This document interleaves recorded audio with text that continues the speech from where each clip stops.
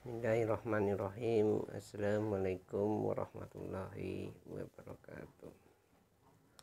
Selamat pagi buat mahasiswi ya, D3 Farmasi Stikas Kendal yang telah datang atau mengikuti praktikum kimia farmasi tentang analisis dan identifikasi senyawa obat. Dan pada praktikum kali ini saya akan membahas ya tentang cara mengidentifikasi senyawa obat.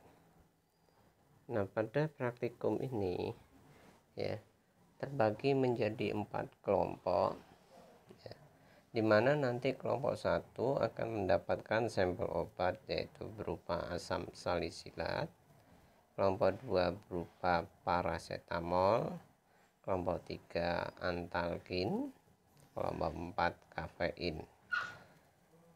Nah, dari keempat kelompok tadi nanti saya akan menerangkan ya setiap parameter identifikasi tiap-tiap sampel. Jadi kita nanti mempraktekkan dengan melihat hasilnya saja ya secara virtual, bagaimana proses cara mengidentifikasi ya tiap-tiap sampel ini, baik secara organoleptis berdasarkan sifat fisiknya maupun secara identifikasi kualitatif dengan cara mereaksikan senyawa obat ini dengan reagen-reagen tertentu. Kita langsung saja ya, di sini ada tambah gambar ya, gambar parasetamol, asam salisilat ya, antalgin belum ada ini ya, kafein ya biasanya bentuk kristal, nanti antalgin juga hampir sama kayak parasetamol ya, berbentuk serbuk ya, serbuk halus yang berwarna putih ya, sedangkan kafein maupun asam salisilat ya bentuk serbuk kristal atau bentuk jarum. Nanti bisa Anda lihat ya di PPT ini nanti. Nah, itu bentuknya ya, kita lihat. Nah, bagaimana menganalisisnya? Yang pertama yang kita lakukan adalah dengan organoleptis ya, dengan melihat tadi ya bentuk dari serbuknya, baik asam salisilat, parasetamol, antalgin maupun kafein. Nah, untuk asam salisilat sendiri dari bentuknya dia berbentuk serbuk kristal dan jarum-jarum ya, kalau Anda lihat tuh seperti penyedap rasa itu ya, Pecin-Moto ya. Kalau gula kan masih terlalu besar ya kristalnya ya. Ini seperti monosodium glutamat itu ya, atau MSG itu.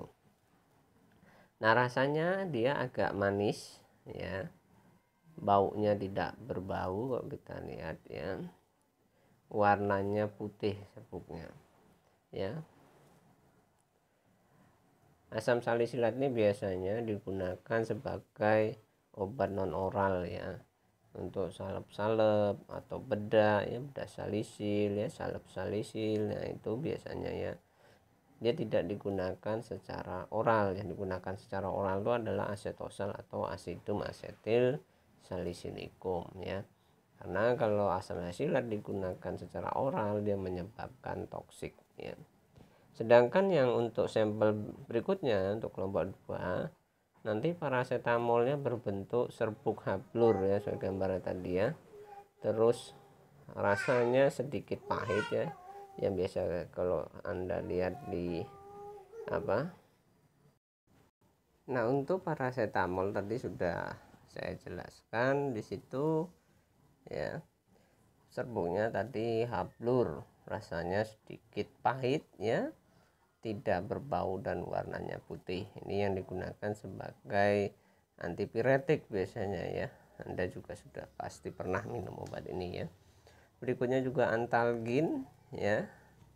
Serbuknya hablur, rasanya tidak berasa, bau dia tidak berbau, warnanya putih. putih ya. Ini sebagai analgetik juga golongan pirazolon ya. Kalau paracetamol golongan piridin, asam salisilat adalah golongan salisil ya. Terus kafein biasanya campurannya biasanya terdapat pada teh, kopi itu ya, atau juga biasanya dikombinasi dengan suatu analgetik ya, biasanya paracetamol gitu ya. Nah, dia memperkuat efek analgetik dari paracetamol ya. Biasanya ada kombinasi paracetamol plus kafein. Nah, kafein itu sendiri bentuknya hampir sama seperti asam salisilat ya, serbuk kristal jarum, rasanya pahit ya, tidak berbau dan putih. Jadi kalau Anda lihat teh agak pahit gitu ya, kopi yang agak pahit itu ya berarti kafeinnya tinggi di situ. Jadi kalau Anda minum itu betah melek gitu ya. Dan warnanya putih ya, senyawa kafein itu sendiri. Nah, kafein termasuk golongan kalau di dalam obat bahan alam dia sebagai alkaloid ya. Nah, ini adalah organoleptis. Jadi Anda tulis di laporan atau di hasil lembar kerja itu menganalisis yang pertama dari organoleptisnya berdasarkan penentuan sampel tadi ya. Misal kelompok 1 ya sampelnya ditulis asam salisilat saja, kelompok 2 ya tulis paracetamol ya, jangan keempat-empatnya ya gitu. Terus sesudah itu ya kita mengukur kelarutannya. Nah, parameter pelarutan yang digunakan untuk sampel ini ada disebut pelarut yang anorganik dan pelarut organik ya. Pelarut anorganik itu berarti pelarutnya contohnya adalah air ya, asam atau basah di situ. Nah, kembali lagi tentang pelarut tadi ya. Pelarut organik di sini yaitu contohnya adalah ether, etanol ya, kloroform, heksan ya, metanol ya. Nah, itu yang mempunyai gugus karbon hidrogen gitu ya. Nah, oksigen, karbon hidrogen, oksigen ya, apabila ada senyawa pelarut seperti itu adalah pelarut-pelarut organik.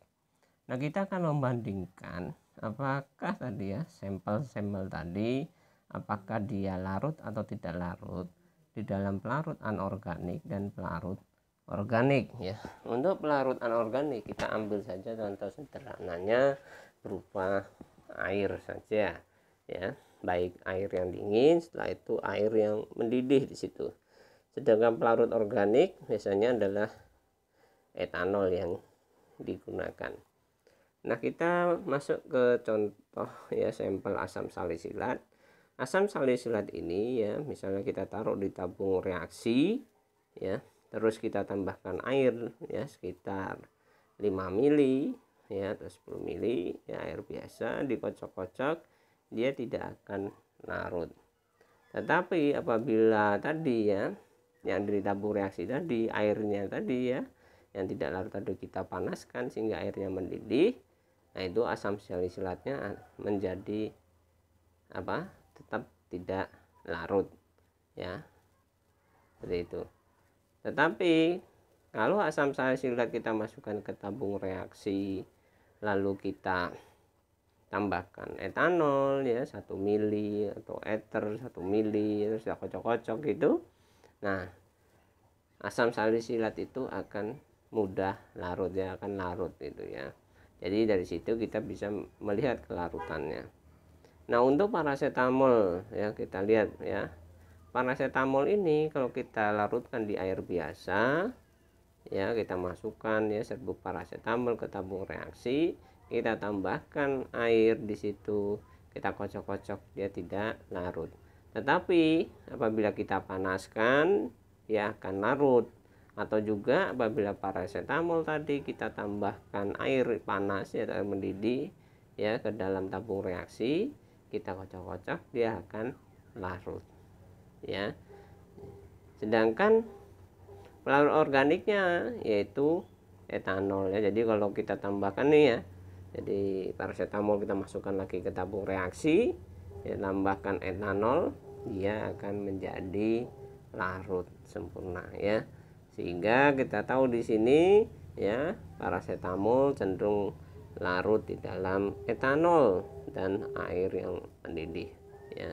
Jadi banyak sediaan itu ya, parasetamol sekarang free alkohol ya. Nah, itu bisa menggunakan pelarut dengan larutan air mendidih ya. Jadi dengan dosis tertentu ditambahkan air yang mendidih sehingga dia menjadi larut kembali ya gitu.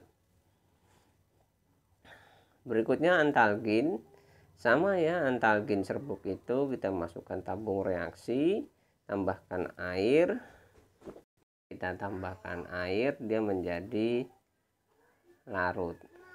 Terus juga apabila kita masukkan tabung reaksi, tambahkan air mendidih.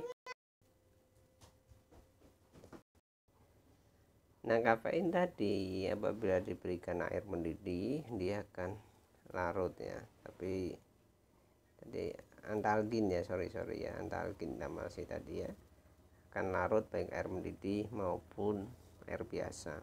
Dan antalgin juga dengan pelarut organik yaitu etanol, dia akan larut juga ya. Sedangkan kafein dia ya, apabila dilarutkan dalam air dia agak sukar larut ya, agak sukar larut, tapi dengan kandungan air yang banyak juga bisa menjadi larut karena dia agak sukar ya. Jadi tidak sukar larut tapi agak gitu ya. Terus apabila kafein dilarutkan dalam air mendidih, misalnya dalam penyeduhan itu ya, penyeduhan gitu, dia akan larut seperti Anda buat kopi, teh gitu ya, kafeinnya akan larut di dalam air yang mendidih. Tapi setelah dingin biasanya mengendap kembali ya, sebagian tidak akan larut ya. Terus kafein juga agak suka larut dalam etanol ya, dan larut dalam kloroform. Nah, dari data ini nanti ya Anda masukkan di lembar kerja Anda ya. Terus yang ketiga, kita mengecek fluoresensi ya, fluoresensi dari setiap senyawa. Jadi senyawa itu mempunyai khas ya fluoresensi ya di situ. Nah, di sini ya tadi sudah saya jelaskan fluoresensi. Jadi ada parameter fluoresensi. Ini ada senyawa-senyawa yang bisa memunculkan fluoresensi ya, terutama asam salisilat ya. Di situ dia akan memunculkan warna fluoresensi pada panjang gelombang 366 meter. Jadi ibaratnya kita taruh tadi ya sampelnya di cawan porselin, jadi serbuknya tadi ya.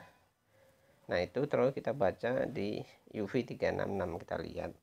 Nanti dia akan berwarna ungu di situ ya. Ada yang kuning, ada yang ungu ya, ada yang biru tergantung dari sampelnya tadi yang menunjukkan fluoresensi ya.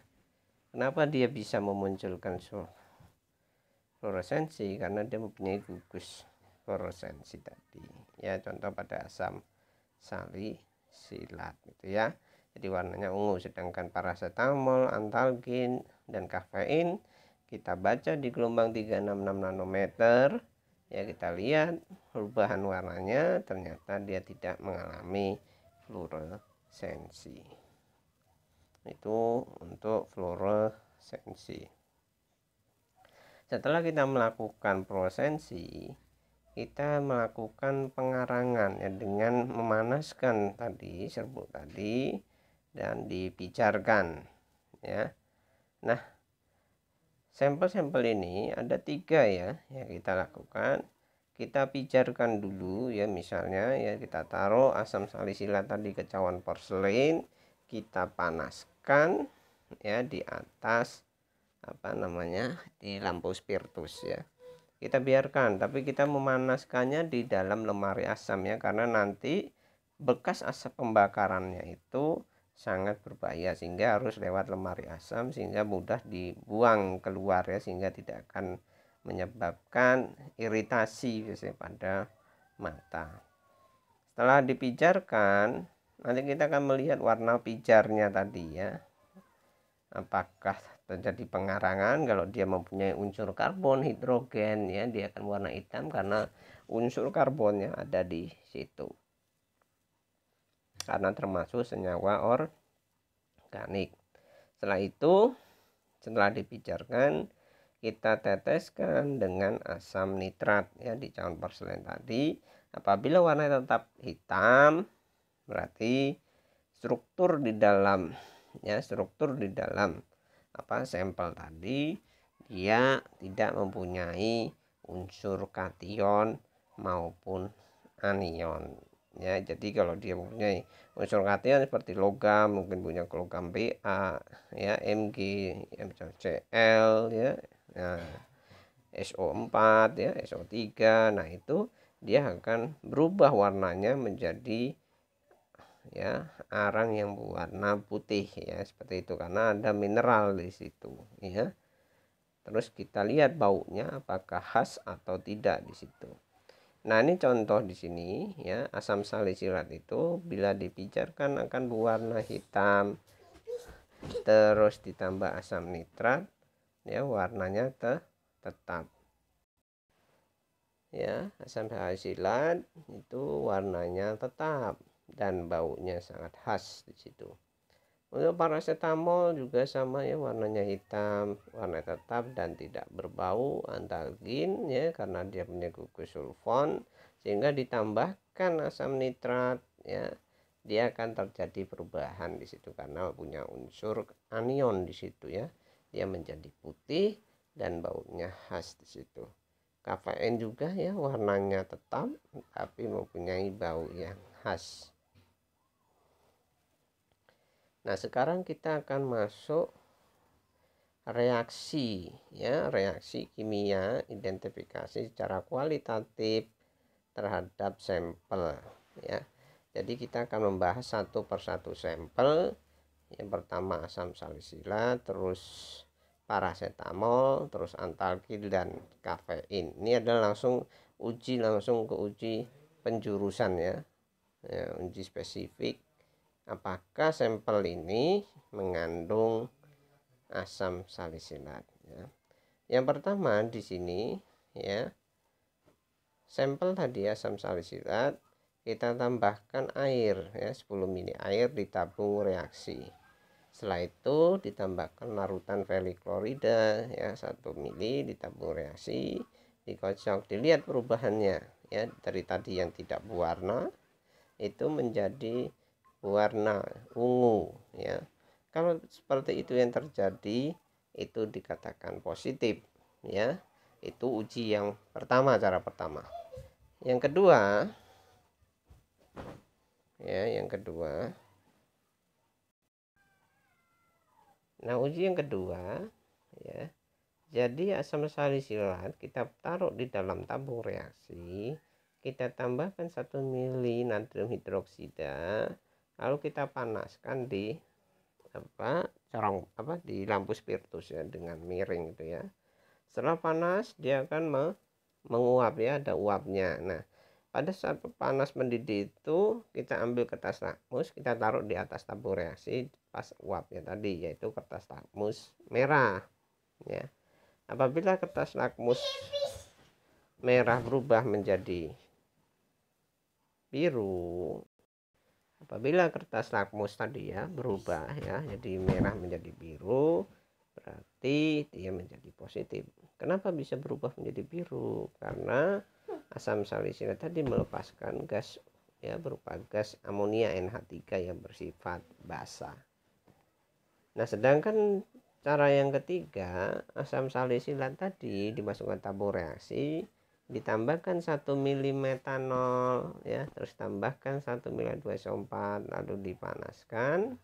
Setelah mendidih kita hirup baunya ya, seperti kalau baunya seperti minyak gondopuro atau metil salisilat, berarti itu adalah senyawa salisilat ya. Jadi minyak gondopuro itu yang semeriwing-semeriwing itu ya, kalau di balsem itu ya, nah itu aroma seperti itu muncul, berarti dia positif mengandung asam salisilat ya. Nanti silakan Anda buat ya reaksinya dan hasilnya di lembar kerja. Jadi mekanisme reaksinya gimana ya, sehingga terjadi tadi ya perubahan warna, misalnya asam silat dengan FeCl3 terjadi kompleks warna. Nah, reaksi kompleks warnanya seperti apa ya, begitu.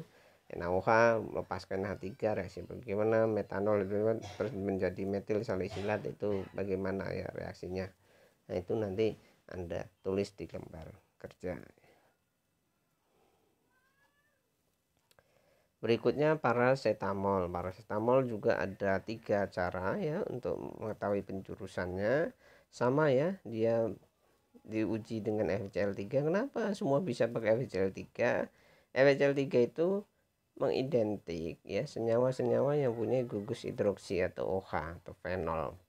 Nah, ini ada di golongan salisilat maupun parasetamol gitu ya.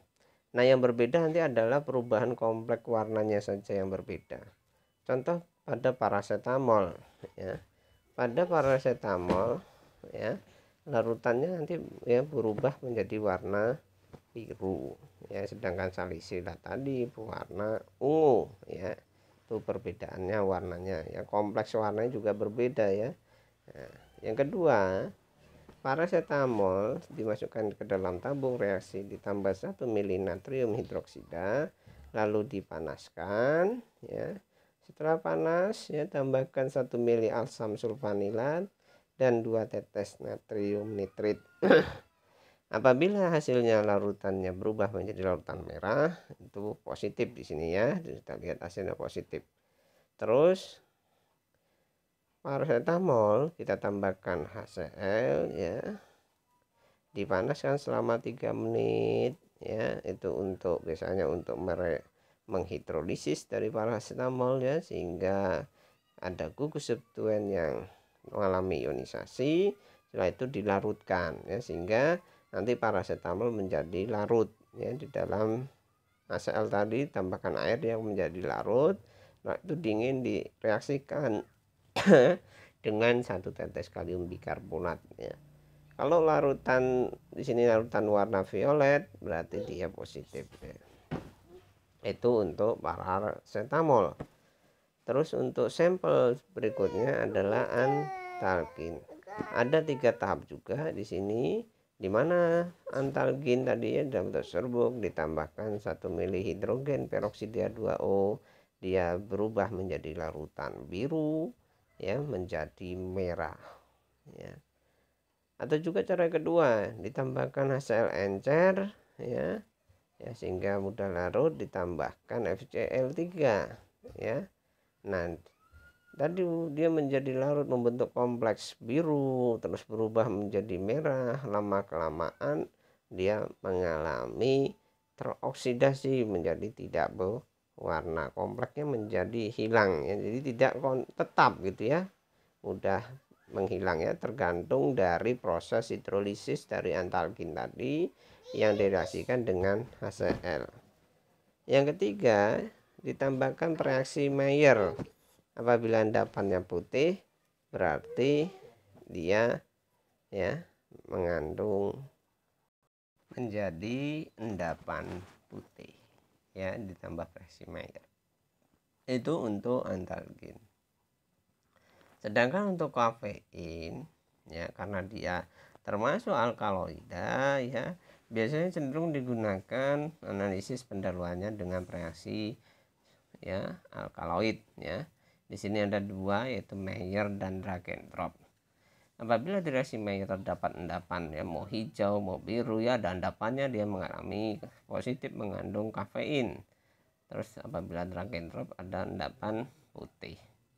Terus yang lebih meyakinkan lagi ya, kafein ya masuk campur reaksi ditambah iodium I2 menjadi endapan coklat. Nah, endapannya ini berbeda dengan yang lainnya gitu ya, alkaloid lainnya ya. Golongan kesantin ya, dia akan lebih tua endapan coklatnya. Terus ditambahkan natrium bikarbonat 5% terjadi endapan putih. Ya.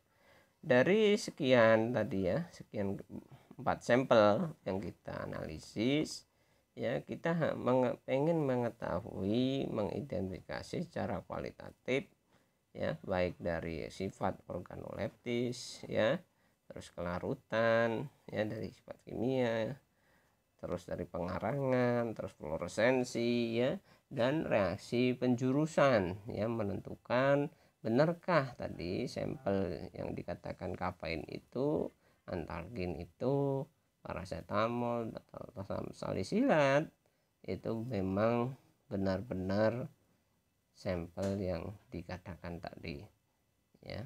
Jadi nanti silahkan Anda buat, ya, lembar kerja, ya, lembar kerja hasil, ya, ya hampir sama dengan analisis kation anion kemarin, dan dilengkapkan reaksinya pada reaksi penjurusan tadi. Nah, reaksinya dari mana? Boleh Anda cari di Google, ya. Nah, Anda cari di situ, ya, atau cari di buku-buku literatur yang ada, gitu ya. Habis ini nanti, ya, setelah Anda melihat video ini, silahkan Anda melakukan post test, ya. Berarti nanti post testnya sekitar jam 2, ya, ada di Google Classroom. Ya, sekian saja, ya, pemaparan praktikum kimia farmasi 1 tentang identifikasi analisis obat, ya. Terima kasih. Wabillahi taufik walhidayah. Wassalamualaikum warahmatullahi wabarakatuh.